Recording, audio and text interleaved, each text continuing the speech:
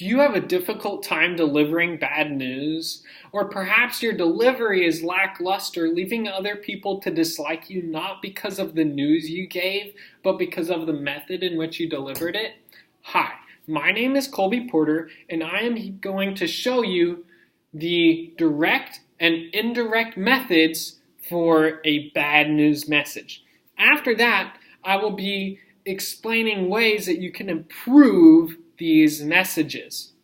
So first off, what is a bad news message? It's very clear cut.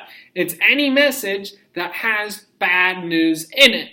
And the first approach to one of these methods is the direct approach. It is quick and to the point. The 5 components of a direct message is first, you ease in with a buffer. Next, you deliver the bad news. You provide a rationale, explain the impacts, and then show goodwill.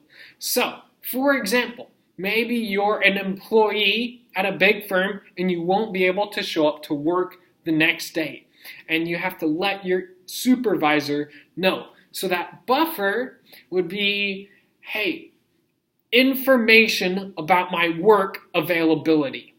It is neither negative or positive. It's a nice buffer to ease the audience into your bad news. After that, that's what you give, the bad news. So you would say, I am not going to make it to work tomorrow. I will not be available.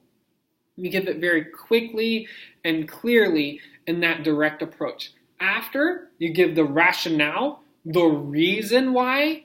You could say, hey, I was run over by a bike and I am severely injured and will not be able to make it. After that, give the impacts. So maybe you tell them somebody else will have to cover your shift, or you were working on a project that somebody else will need to cover.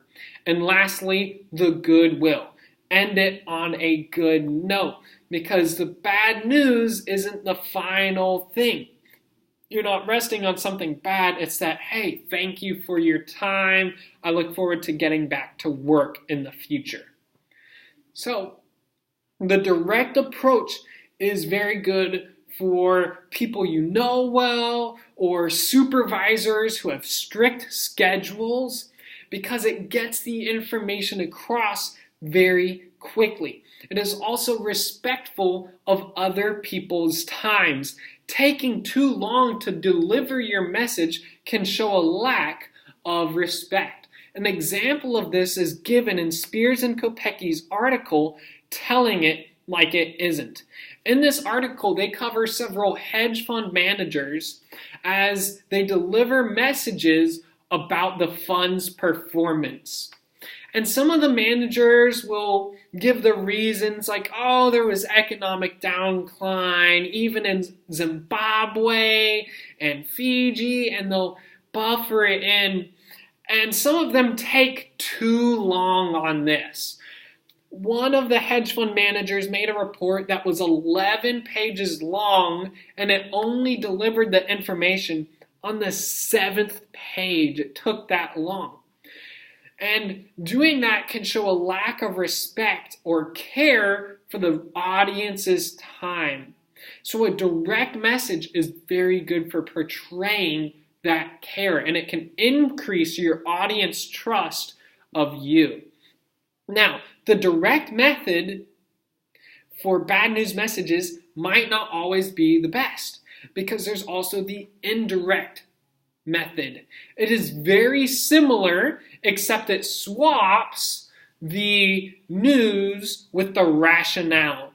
So you go buffer, rationale, news, impacts, and then the goodwill.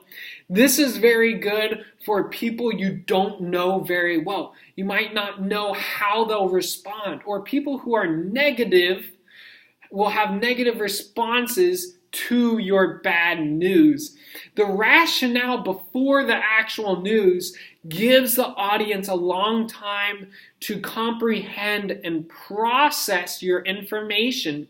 So that way, when they receive the bad news, they are thinking about it logically and not emotionally. they have a lot of time to think about it. So those are the two methods for delivering bad news messages. Thank you for your time.